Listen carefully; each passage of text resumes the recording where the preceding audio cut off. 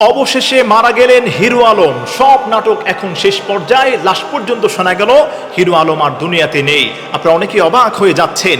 বেশ কিছু দিন যাবৎ সোশ্যাল মিডিয়াতে এই বিষয়টা ঘুরপাক খাচ্ছে, অনেকেই বিভিন্নভাবে মতামত পেশ করছেন। কিন্তু আমি বলতে চাই, আপনারা দেখেন, এটা হচ্ছে আমাদের সমাজের সব থেকে বড় অবক্ষয়। একজন গণ্ড মূর্খকে আপনারা চেয়ারে বসাতে চাচ্ছেন, তাকে সেলিব্রেশন করছেন, সেলিব্রিটি হিসেবে আপনারা তার ভিডিওগুলো প্রচার করছেন। এর দ্বারা সেই সমাজের মধ্যে মাথাচাড়া দিয়ে উঠছে।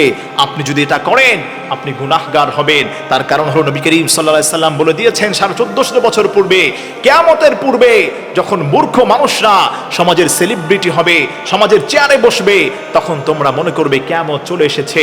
আমার প্রিয় ভাইয়েরা, অশ্লীলতার ক্ষেত্রে সব থেকে সেরা হচ্ছে হিরো আলম। কয়েকদিন পর পরই তার কিছু বউ দেখা যায় লাইভে আসছে, তার গার্লফ্রেন্ডগুলো লাইভে এসে তার বিরুদ্ধে বিভিন্ন সময় বিভিন্ন কুরুচিপূর্ণ কথাগুলো বলছে এবং এমন অঙ্গভঙ্গি করছে, আমাদের যুব সমাজকে নষ্ট করছে।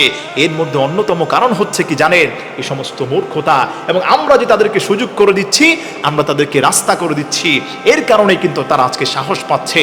হয়তো হিরো আলমের মতো একজন ব্যক্তি, যে সমাজের মধ্যে একজন অপদার্থ ব্যক্তি যাকে বলা হয়, একজন মূর্খ গণ্ড মূর্খ, সে এমপি ইলেকশন করতে যায়, সে সমাজের ভালো ভালো শিক্ষিত মানুষের চেয়ারে সে বসে যায়। আজকে এর থেকে অতপতন আর কি আছে?